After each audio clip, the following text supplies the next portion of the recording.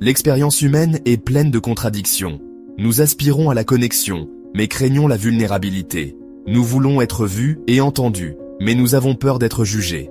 Cette dualité est au cœur de notre existence. Nous visons l'excellence, mais tremblons à l'idée de l'échec. Nous nous efforçons d'atteindre des sommets, tout en redoutant la chute. Cette peur de l'échec peut être paralysante, nous empêchant de prendre des risques nécessaires pour grandir. Et, ironie du sort, ce sont souvent les plus intelligents, les plus capables d'entre nous, qui doutent le plus d'eux-mêmes. Ces individus, malgré leurs compétences et leurs réalisations, sont souvent hantés par un sentiment d'insuffisance. On observe ce paradoxe sans cesse. Les personnes les plus talentueuses et les plus accomplies sont souvent celles qui luttent le plus avec leurs propres doutes. Elles se demandent constamment si elles sont à la hauteur, si elles méritent vraiment leur succès. L'artiste talentueux, rongé par le doute, convaincu que son talent n'est qu'une illusion. Malgré les éloges et la reconnaissance, il se demande si son prochain travail sera à la hauteur des attentes. Le brillant scientifique, en proie à l'anxiété, remettant en question la validité de ses découvertes. Chaque nouvelle hypothèse est une source de stress. Chaque expérience, un test de sa valeur personnelle. Comment se fait-il que ceux qui semblent posséder un talent et une intelligence abondants se retrouvent souvent piégés dans un cycle de doute, tandis que ceux qui ont moins à offrir avancent avec confiance? Cette question nous amène à explorer les profondeurs de la psychologie humaine.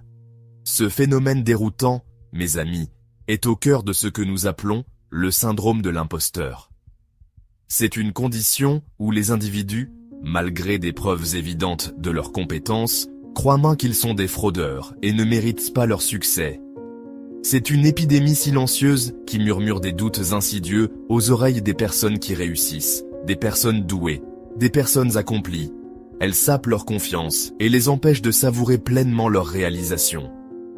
C'est un voleur dans la nuit qui dérobe la joie, étouffe la créativité et nous empêche d'exploiter pleinement notre potentiel. Il nous fait croire que nous ne sommes jamais assez bons, que nous devons toujours en faire plus pour prouver notre valeur. Mais pourquoi ? Pourquoi, avec toute notre complexité humaine, succombons-nous à cet auto-sabotage insidieux ? Pourquoi permettons-nous à ces doutes de nous envahir et de nous paralyser ? Pour répondre à cette question, nous devons d'abord comprendre la nature de la bête que nous combattons, le syndrome de l'imposteur, insaisissable et souvent mal compris. C'est un combat intérieur, une lutte contre nos propres perceptions et croyances. Le syndrome de l'imposteur n'est pas un diagnostic que l'on trouve dans les textes médicaux, mais plutôt une expérience vécue qui résonne profondément chez d'innombrables individus. C'est une sensation qui peut toucher n'importe qui, indépendamment de son âge, de son sexe ou de son statut social. Que vous soyez un étudiant fraîchement diplômé, un professionnel accompli ou même une célébrité, le syndrome de l'imposteur peut s'infiltrer dans votre esprit et semer le doute. C'est le sentiment persistant et lancinant d'inadéquation qui persiste malgré des preuves accablantes du contraire. Vous pouvez avoir des diplômes prestigieux, des éloges de vos pairs et des réalisations tangibles, mais rien de tout cela ne semble suffisant pour apaiser cette voix intérieure critique. C'est la peur d'être démasqué, comme un fraudeur, un imposteur se cachant derrière une façade de compétence.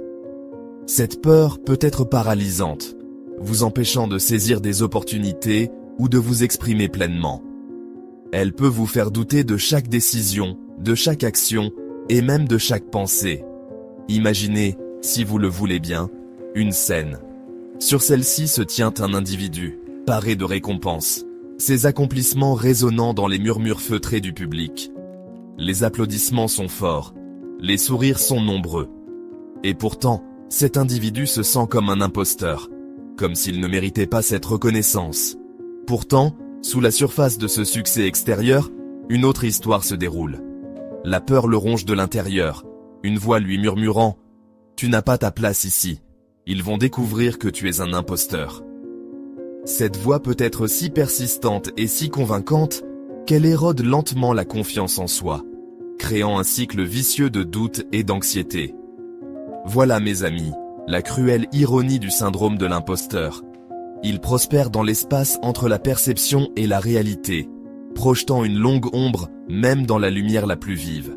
Il peut transformer les moments de triomphe en moments de terreur et les succès en source de stress. Il nous dit que nos réussites sont le fruit de la chance, du hasard ou du simple charme, de tout, sauf de notre propre mérite. Cette perception déformée de soi-même peut être profondément enracinée, souvent alimentée par des expériences passées, des attentes sociétales et des comparaisons constantes avec les autres. Mais où ce doute de soi prend-il racine?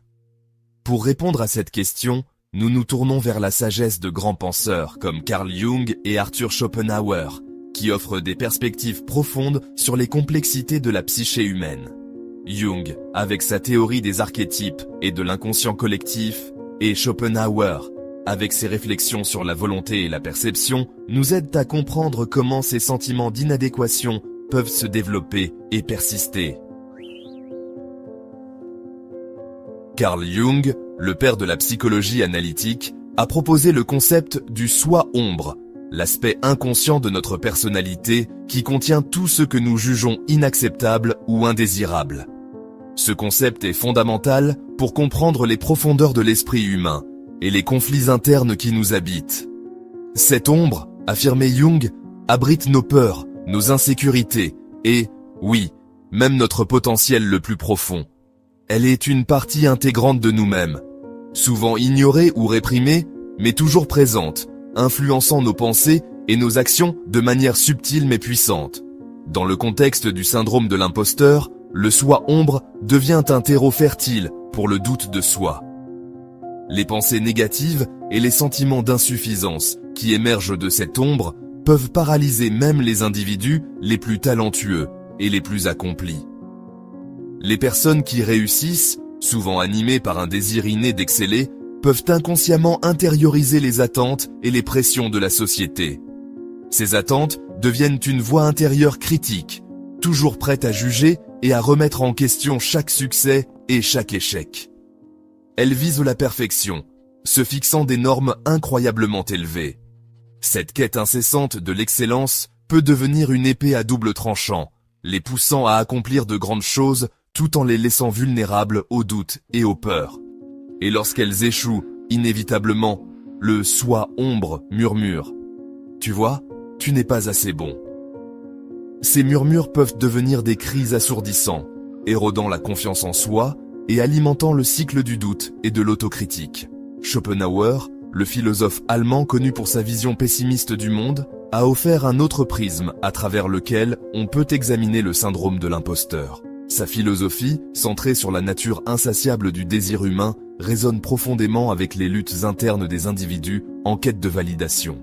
Il croyait que le désir humain est insatiable, que nous sommes constamment à la recherche de quelque chose qui semble toujours hors de portée. Cette poursuite incessante crée une tension intérieure, une lutte perpétuelle pour atteindre un idéal toujours fuyant. Cette quête constante, affirmait-il, conduit à un sentiment d'insatisfaction et à la peur de ne jamais être vraiment content. Pour ceux qui réussissent, cette insatisfaction peut se manifester par une peur de l'échec et une incapacité à savourer leur succès. Pour celui qui réussit, cela se traduit par une poursuite incessante du prochain objectif, de la prochaine réussite. Chaque accomplissement est rapidement suivi par une nouvelle quête, un nouveau défi à relever, laissant peu de place à la satisfaction ou à la reconnaissance de ses propres mérites. Ils sont poussés par la peur de la complaisance, la conviction qu'ils doivent constamment prouver leur valeur. Cette peur devient un moteur puissant, mais aussi une source de stress et d'anxiété, les empêchant de se sentir pleinement accomplis. Cela crée un terrain fertile pour l'enracinement du syndrome de l'imposteur, car ils se demandent constamment s'ils en ont fait assez, s'ils ont assez accompli, s'ils ont été assez bien.